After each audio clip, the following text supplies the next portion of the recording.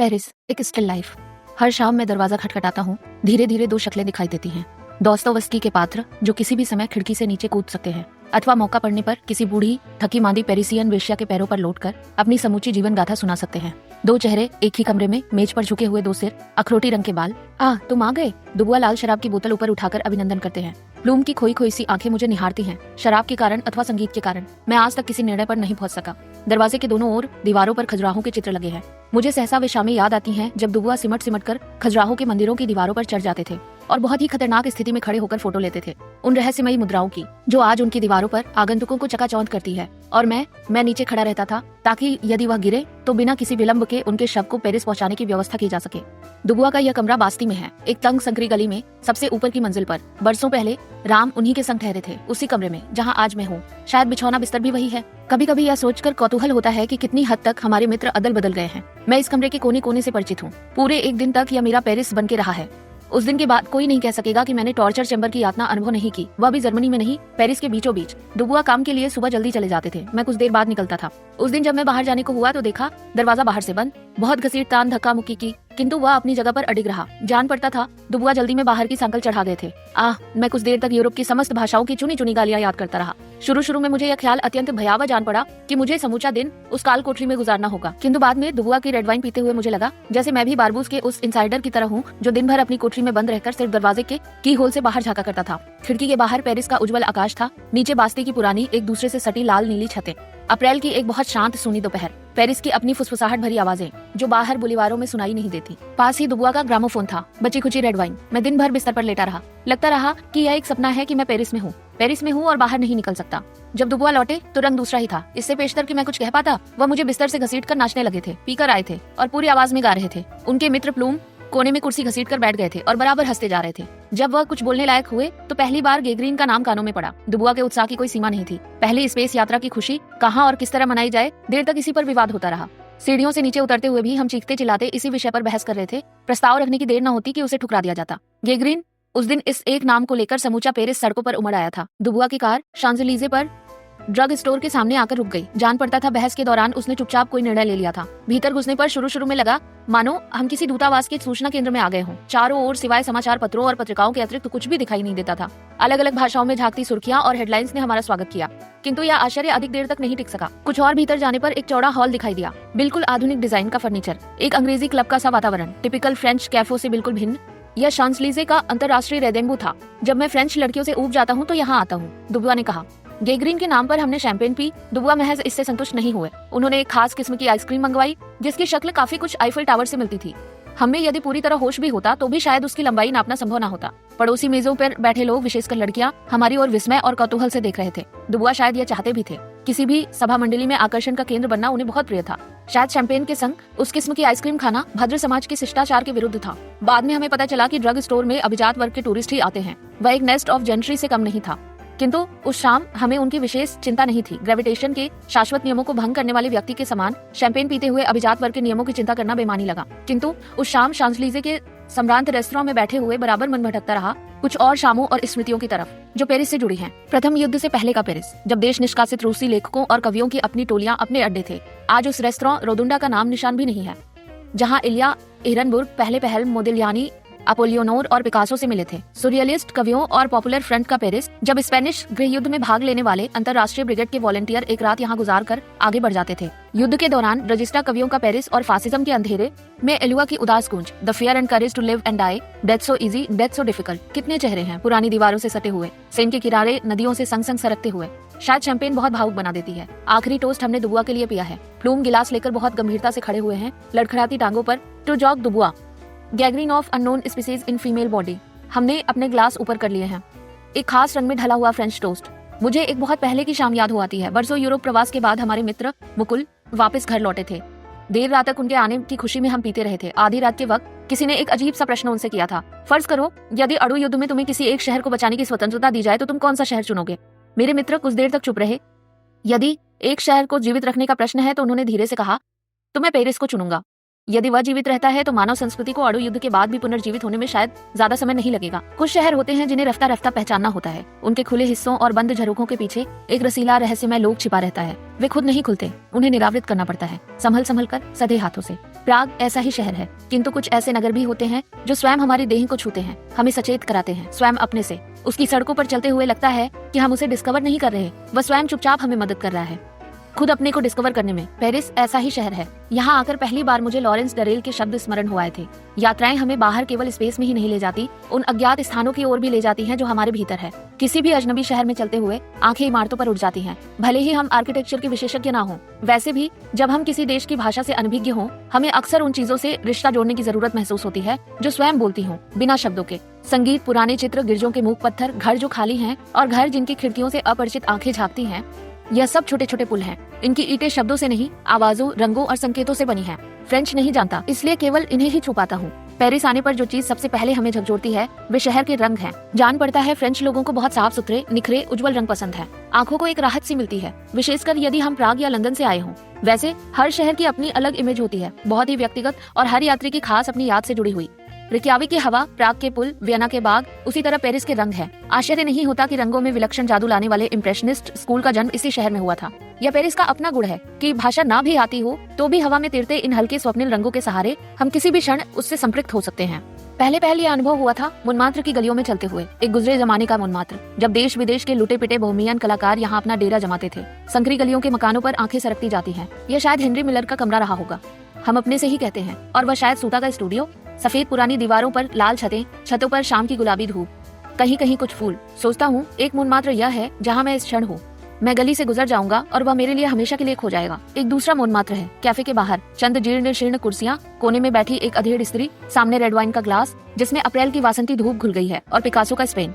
कितना अजीब है कि मोनमात्र में भटकते हुए मुझे बरबस ग्रांदा की याद हो आती है। क्या कहीं कुछ संबंध है लोरका की कविताओं और पिकासो के ब्लू पीरियड में? कुछ आगे चलकर एक पुराना गोथिक चर्च दिखाई देता है, उसके इर्द गिर्द फूलों की मार्केट है, काफी भीड़ जमा है। फ्रेंच लोग भाव तोल करने में हिंदुस्तानियों की तरह ही दिलचस्पी लेते हैं, यद्यपि इस क्षेत्र में वे इटली निवासियों की तुलना में कुछ भी नहीं है। वहाँ से जरा हटकर मेरी निगाहें पहली बार कोने के कुछ उपेक्षित मकानों पर ठहर जाती हैं। भ्रम होता है इन्हें पहले कभी देखा है, खास इसी एंगल से। कच्ची धूप में सिमटी किसी पुराने नगर की छायाएं और अंतहीन मौन, छोटी सी सूनी गली, दोनों तरफ एक लंबी कतार में लगे ताश के पत्तों से घर, ऊंची नीची छतों का एक जादुई उदास सम्मोहन। मन खाली हो गया है, सिर्फ एक सफेद सा पर्दा आर पार डोल जाता है, उतिलो और कुछ भी नहीं। शून्य उदासी का एक रंग, सफेद। नीले से उतरकर मुनमात्र कितने चुपके से सफेद की तरफ सरक आया है। सेन के जिस शोर पर मैं खड़ा हूँ वहाँ चेस्टनट की शाखाएं बहते भूरे पानी पर झुकाई हैं। बहुत कम फासले पर पोंत न्यूफ है और उसके परे मधुमक्खियों के छत्ते सा द्वीप। पानी के बीच एक भूखंड जहाँ नात्रे दाम की मीनारें धूप में झिलमिलाती हैं। पुल के पास हेनरी चतुर्थ की मूर्ति है और उसके नीचे सेन से सटा एक छोटा सा बाग। किनारे पर इक्के दुक्के मछुए दिखाई दे जाते हैं। ऊपर पुल की सबसे ऊंची सीढ़ी पर एक कैनवस रखा है। आंखें उठती हैं उस दृश्य की ओर जो न जाने कितने टूरिस्ट पोस्ट कार्डों पर अंकित है। आगे की ओर पोर्ट न्यूफ, किनारे पर ऊँगते मछुए, सेव के एम्बैंकमेंट पर सेकेंड हैंड किताबों और घटिया चित्रों की दुकानें, हवा में फड़फड़ाते पिक्चर पोस्ट कार्ड, और इन सबको रिलीफ देता हुआ नात्रे दाम। विश्वास नहीं होता कि वह लड़की 1000 बार दोहराए गए इस लैंडस्केप को नए सिरे से छेड़ने का प्रयत्न करेगी। सोरबोन के कुछ छात्र डफल कोट और जीन्स पहने आते हैं, कुछ लम्हों के लिए उस कैनवस की ओर देखते हैं, हवा में हाथ हिलाते हुए बहस करते हैं, संभवतः पेंटिंग के ही बारे में। लड़की उनकी ओर से बिल्कुल विरक्त है। फिर सब किसी बात पर जोर से हंस पड़ते हैं। लड़की से बातचीत करने की कोशिश बराबर जारी है। वह कुछ भी नहीं कहती, सिर्फ मुस्कुरा भर देती है, एक बहुत ही निष्क्रिय और निर्वैयक्तिक मुस्कान। सिर बराबर कैनवस पर झुका रहता है। छात्रों के चले जाने के बाद लड़की की निगाहें उठती हैं उत्सुक दूर सेन की ओर, जहाँ हवा की आहट है और वसंत के नए पत्तों की सरसराहट। मुस्कुराहट का एक अंश अब भी शेष रह गया है।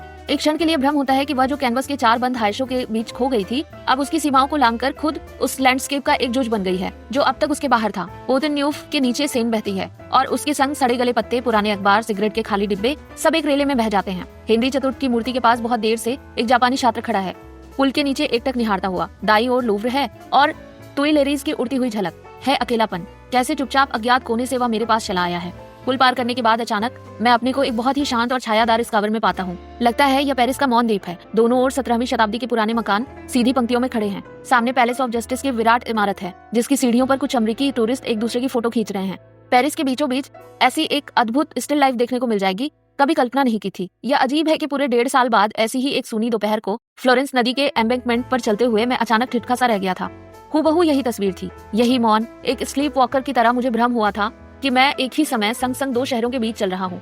जिनमें कोई समानता नहीं, किंतु स्मृति की किस दीवार से टकराकर एक का स्वर दूसरे की प्रतिध्वनि बनकर गूंजने लगेगा, यह पता लगाना बहुत ही मुश्किल है। पेरिस की वह दोपहर शायद इसलिए भी याद है कि पहली बार मैंने डरते डरते उन पत्थरों को छुआ था जिन्हें किसी भी भूली भटकी घड़ी में मारी एंटोइनेट ने देखा होगा, खिड़की के बंद झरोखे से, जो आज भी बंद है। कॉन्सियर्जरी की इमारत कुछ इतनी साधारण है कि यदि हमें यह ना मालूम हो कि कहीं या एक अंधेरे कमरे में मारी एंटोइनेट बंद थी, तो शायद हम ऊपर आंख उठाए बिना भी आगे बढ़ जाएंगे। दरवाजा आधा खुला था, इसलिए मैं साहस बटोरकर भीतर आंगन में चला गया था। भारी बोझिल दीवारों के बीच टाइपराइटर की खटखट सुनाई दे रही थी, कभी कभी चाय या कॉफी के प्यालों की खनखनाहट और दूर हवा में गूंजता हुआ मोटर का हॉर्न। 20वीं सदी की इन आवाजों के बीच यह विश्वास करना कठिन था कि इन्हीं दीवारों के पीछे कहीं एक अंधेरा तहखाना होगा, बाहर चीखती चिल्लाती भीड़ का कोलाहल। यही वह दरवाजा था जहां से साम्राज्ञी अंतिम बार गिलोटिन पर जाने के लिए बाहर निकली होंगी। सिनेमा स्लाइड्स की तरह एक एक तस्वीर ऊपर उठती है और टाइपराइटर की कर्कश खटखटाहट तले कटती जाती है। नहीं, इतिहास चाहे कितनी ही ट्रेजिक क्यों न हो, हमारी सदी में उसका प्रभाव एक सस्ते सतही मेलोड्रामा से अधिक नहीं हो पाता। कॉन्सियर्जरी की लाल ईंटों की दीवारों के बीच सहसा एक और दोपहर याद हो आती है। तब मैं वर्साई गया था। मारी एंटोइनेट का भव्य प्रासाद, चंदन की लकड़ी की कुर्सियां, हरे गुलाबी संगमरमर के स्तंभ, बाग के दोनों ओर घने छायादार वृक्ष थे जिनकी टहनियां यूनानी देवताओं की मूर्तियों पर कांपती रहती थी। कोने में एक छोटा सा झुरमुट है। कहते हैं महल के कामों से ऊबकर साम्राज्ञी सबकी आंख बचाकर इसी झुरमुट के पीछे छिपकर घंटों अकेली बैठी रहती थी। आश्चर्य है, इस स्थान पर पहुंचकर मुझे बहुत तेज भूख लगाई। सुबह की ट्रेन से पेरिस से आया था और अभी तक कुछ भी नहीं खाया था। आसपास कुछ भी नहीं, सिर्फ पीछे झील के पास एक ठेले पर चलती फिरती दुकान थी जहाँ पुराने बासी बिस्किटों और केक के टुकड़ों के अलावा कुछ भी नहीं था। पास में पैसे हर दिन की तरह काफी कम थे। पेरिस वापस जाने का किराया अलग करके देखा तो सिर्फ इतने ही पैसे बचे थे कि केक का एक बासी टुकड़ा खरीद सकूं। कुछ देर बाद टहलता हुआ मैं इसी झुरमुट के पास आ गया जहाँ मारी एंटोइनेट बैठा करती थी। वहीं घास पर बैठकर मैं केक कुतरने लगा और तब से ऐसा लगा जैसे झाड़ियों से कोई धीरे से फुसफुसा कर कह रहा है, लोग मेरी बात का मजाक उड़ाते थे, लेकिन देखो यह आदमी जिसके पास रोटी के लिए पैसे नहीं है सचमुच केक खा रहा है। हर शाम मैं दरवाजा खटखटाता हूँ। दुबुआ दरवाजा खोलते हैं। दूसरे कोने में उनके मित्र अपनी उंगलियों को चटकाते हैं। स्वभाव में दुबुआ से बिल्कुल भिन्न, लंबे पतले दुबले, बहुत ही निरीह सी आंखें। आजकल पत्नी से अनबन हो गई है, इसलिए अपना घर छोड़कर दुबुआ के कमरे में ही सोते हैं। भूखे भेड़िए की तरह मैं भोजन पर टूट पड़ता हूँ। प्लूम को अंग्रेजी अधिक नहीं आती, या शायद आती है और वह बोलते हुए शर्माते हैं, किंतु क्लासिकल संगीत का बेहद शौक है। जब हम खाना शुरू करते हैं वह चुपके से दुबुआ के कमरे में जाते हैं। ग्रामोफोन पर रिकॉर्ड लग जाता है और वह फिर हमारे संग आ बैठते हैं। देर रात तक बहस चलती है, नई फ्रेंच कविता के बारे में, फ्रेंच राजनीति के बारे में। फ्रेंच लोग अक्सर बहुत उत्तेजित होकर बहस करते हैं। अंग्रेजों के अंडर स्टेटमेंट या स्कैंडिनेवियन लोगों के सूक्ष्म व्यंग की उन्हें कोई जरूरत नहीं। और फिर दुबुआ को तो उत्तेजित होने का जायज हक है। फ्रेंच होने के अलावा वह कम्युनिस्ट है और उसके अलावा एक प्रतिभाशाली कवि। असंतुष्ट सबसे हैं, पार्टी की वर्तमान नीति से लेकर अपनी पुरानी कविता तक। मेज पर रखी कोन्याक की बोतल धीरे धीरे कम होती जाती है। खिड़की के बाहर अप्रैल का बहुत नरम गुदगुदा सा अंधेरा है और बास्ती की छतों के परे पेरिस का आकाश। पास के कमरे से रिकॉर्ड का स्वर हमारे पास चुपचाप बीच की हवा में सिरसिराता हुआ चला आता है। आइस्ट्रॉक के वायलिन से रात की नीरवता रिस रिस करते बहती जान पड़ती है। बीथोवन का सोनाटा नंबर 1D दूर आप 12 प्राग में खरीदा था पेरिस आते हुए दुबुआ के लिए। वह आइस्ट्रॉक पर पागल है। हर रात हम इसे ही बजाते हैं। बहुत देर बाद मैं अकेला रह जाता हूँ। वे सोने के लिए दूसरे कमरे में चले गए हैं। अब बीता हुआ पूरा दिन मेरे पास है। सिर्फ इस क्षण की प्रतीक्षा थी। कहीं भीतर एक छोटा सा थिएटर है। बिस्तर पर लेटते ही पर्दा उठता है। गुजरे दिन की स्मृति छाया धीरे से मंच पर आती है। देखो देखो, निकलस द स्टॉल के रंगों का निशा संगीत, मूक स्पेस के भीतर भटकती हुई एक भुतैली सी अनगूंज, आकृतियों पर गिरता हरा आलोक। यह लेजे है, मशीनों का मानसल स्वप्न जिसे केवल मौलिक चित्र ही आलोकित कर पाते हैं। लेजे का यह स्वप्न अनुकृतियों में कहीं भी दिखाई नहीं देता। रोशनी शिफ्ट होती है स्मृति मंच के एक दूसरे कोने में। यूनेस्को की विराट इमारत, दीवार पर मीरों की नशीली डगमगाहट। ना, यह म्यूरल नहीं है, यह तितली का स्फुरन है जो हवा में एक रहस्यमय गति छोड़कर गायब हो गया है। लूव्र का टेरेस, बहुत ही निखरा दिन। कॉफी पीते हुए अनेक चित्र याद आते हैं। वातियों के, वर्मीर के, एक अजीब सा शांति लोक जिनमें न रेनॉइसॉन्स का आलोड़न है न हमारे युग की नर्वस अकुलाहट। पर्दे के पीछे से इटालियन निर्देशक विस्कॉन्टी एक संग अतीत के पन्ने पलटते जाते हैं और सहसा दृष्टि स्थिर हो जाती है एलिजाबेथिन युग के एक नाटक पर। फ्रेंच का एक शब्द भी नहीं समझ सकता, किंतु 3 घंटे तक आंखें मंच पर चिपकी रहती हैं। ब्रेख्त के बाद पहली बार किसी नाटक ने मुझे इस तरह झकझोरा था। शेक्सपियर के किसी समकालीन लेखक ग्रीन, डैकर, पील, आज मुझे कुछ भी याद नहीं का वह नाटक था। निर्देशन विस्कॉन्टी ने किया था। क्या नहीं था उसमें? इंसेस्ट, ईर्ष्या, एडल्ट्री, हत्याएं, खून, अंतहीन आक्रोश, इन सब के बावजूद एक अद्वितीय शार्क। बाद में हम बहस करते थे कि उसका श्रेय विस्कॉन्टी को जाता है या अज्ञात नाटककार को, जो नंगी निपट निरावृत आत्मा से उत्पन्न होती है। Lord that I were dead, Virginia Woolf ने इन एलिजाबेथिन नाटकों को आधुनिक संवेदना से बहुत दूर की चीज माना है। दर्जन भर स्त्री पुरुषों की मृत्यु की तुलना में टॉल्स्टॉय की मक्खियों की पीड़ा हमें अधिक मर्मस्पर्शी लगती है। क्या यह इसलिए नहीं कि इन नाटकों को इंग्लैंड के मंच पर लाने का दुस्साहस बहुत कम किया गया है? क्या यह महज संयोग था, एक इटालियन द्वारा निर्देशित अंग्रेजी नाटक को फ्रेंच स्टेज पर देख पाना? विस्कॉन्टी से अंतोनियोनी, यह एक लंबी यात्रा है, कुछ ऐसा ही जैसे हम दोस्तोयेवस्की की अभिशप्त भूल भुलैया से बाहर निकलकर चेखव के सूने गोधूली से सने आंगन में चले आए हों। पेरिस और लॉ बुई एक को याद करने पर दूसरे की छाया अनायास उभर आती है। सोचता हूँ बरसों बाद जब मैं पेरिस के इन दिनों को याद करूंगा तो हार्ड मांस की जीवंत चीजों से कहीं अधिक सेल्यूलाइड पर अंकित छिटपुटे बिंब, कैमरा की आंख द्वारा पकड़े गए हवा में ठिठके चंद धब्बे ही शेष रह जाएंगे। एक अथाह इंटेलिटी का क्षणिक सत्य, अस्पताल में मरता हुआ मरीज, खिड़की से बाहर खुले आकाश में हवाई जहाज की फुसफुसाहट, 20वीं सदी के एक बड़े शहर की अंतहीन ऊब। अंतोनियोनी ने एक समूची सदी की हलचल को एक व्यापक साइमल्टेनिटी में पकड़ने की कोशिश की है। आधुनिक युग की ग्रंथियों की चर्चा सब कोई करते हैं, किंतु हर ग्रंथि को, जिसमें नारी और पुरुष का संबंध सबसे महत्वपूर्ण है, अपनी सदी की एक इमेज देना, एक कॉस्मिक इमेज जिसमें हर व्यक्ति अकेलेपन को खुद चुनता है और खुद बाहर जाने के लिए छटपटाता है। एंगुइश का एक सिनेमेटिक मोज़ैक जो रंगों या शब्दों से नहीं बना, सिर्फ हवा में एक संकेत, हवाई जहाज की उड़ान, सुनी गली में भागती एक लड़की, एक प्रेम पत्र जिसका लेखक कुछ वर्षों बाद नहीं पहचानता कि ये शब्द उसने ही लिखे हैं। अंतोनियोनी ने इन अलग अलग झूलते संकेतों से यह फिल्म बनाई है। ला नुई, जिसे एक शाम मैंने पेरिस में देखा था। पर्दा गिरता है, मैं बिस्तर पर करवट लेता हूँ, नीचे कोई घंटी बजाता है, सीढ़ियों पर भारी पदचाप, रेडियो के खड़खड़ाहट, किसी बच्चे के रोने का स्वर, पुराने शहर की आवाजें। सोचता हूँ शहर चाहे प्राग हो या पेरिस, आवाजें वही रहती हैं। दूसरे कमरे में प्लूम ने रिकॉर्ड की साइड बदली है। अब बीथोवन का आत्ममंथन नहीं, अब है अंधेरी रात में गुनगुनाती हुई मोत्सार्ट की अलमस्त विपुलता और नींद। पेरिस कितना कम बदला है। इलिया एहरनबुर्ग के संस्मरण पढ़ते हुए मुझे बार बार यह विचार आता था कि जो चीजें उन्होंने 50 वर्ष पहले पेरिस में देखी थी वही आज कमोबेश उसी रूप में मौजूद है। तीखे कोहरे में डूबा हुआ पारदर्शी नगर, एक दूसरे से मिलते जुलते मकान, रेस्तराओं के टेरेस पर धूप सेकते छात्र छात्राओं के झुंड, सब वही है जो पहले कभी था। समूचा शहर एक जंगल है, नीली छायाओं में घिरा हुआ। दूर चर्चों की मीनारें हैं, चौराहों के बीच खड़े हैं विजय स्तंभ, बुलीबारों के कोनों में खड़े आलिंगनबद्ध प्रेमी। समय वहाँ ठिठक गया है। अनायास अल्त्सेय और टॉल्स्टॉय के शब्द याद हो आते हैं। अपनी मृत्यु के चंद महीने पहले उन्होंने एहरनबुर्ग से कहा था, मेरी आखिरी इच्छा यही है कि मैं पेरिस चला जाऊं, सेन के किनारे एक मकान किराए पर ले लूं, अपना अंतिम उपन्यास मैं वहीं लिखना चाहता हूं। वह जीवित नहीं रहे, किंतु सेन का किनारा अब भी है। चेस्टनट के वृक्ष हैं, अप्रैल की धूप में भूरे अलसाए से। मैं चलता हूँ, ठहर जाता हूँ। पहली बार आकांक्षा होती है जी भर जीने की, जीवित रहना, महज सांस लेना। सियना, रोम, प्राग, हर शहर जैसे एक भूली स्मृति हो, धूप में चमकती रेत और अपूर्ण रहस्य। सेन के किनारे एक वासंती दोपहर में लगता है मरना इतना मुश्किल नहीं है यदि हमारे चारों ओर की दुनिया इतनी जीवित हो, इतनी इंटेंस जैसी इस क्षण। पेरिस का लेफ्ट बैंक, लैटिन क्वार्टर, एक बियर, वेटर भीतर आता है। मैं द्यू मैगो के बाहर बैठा हूँ। आज दुबुआ साथ नहीं है। प्लूम का अपनी पत्नी से समझौता हो गया है और वह वापस अपने घर चला गया है। मुझे हल्की सी खुशी होती है। इस शाम मेरे संग कोई भी नहीं है सिवाय पेरिस के।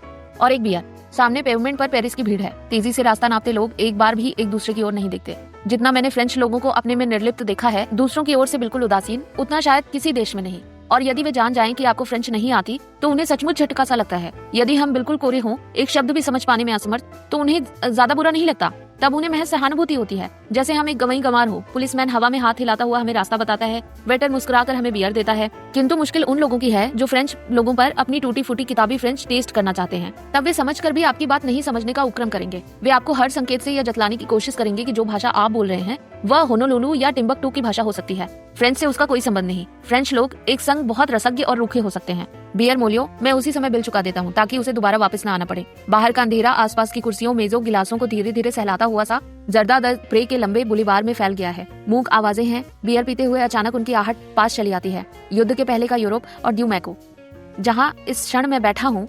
जुलाई के दिनों में हम रोशनियों के नीचे बैठते थे। हमारी आंखें एक दूसरे पर टिकी रहती थी।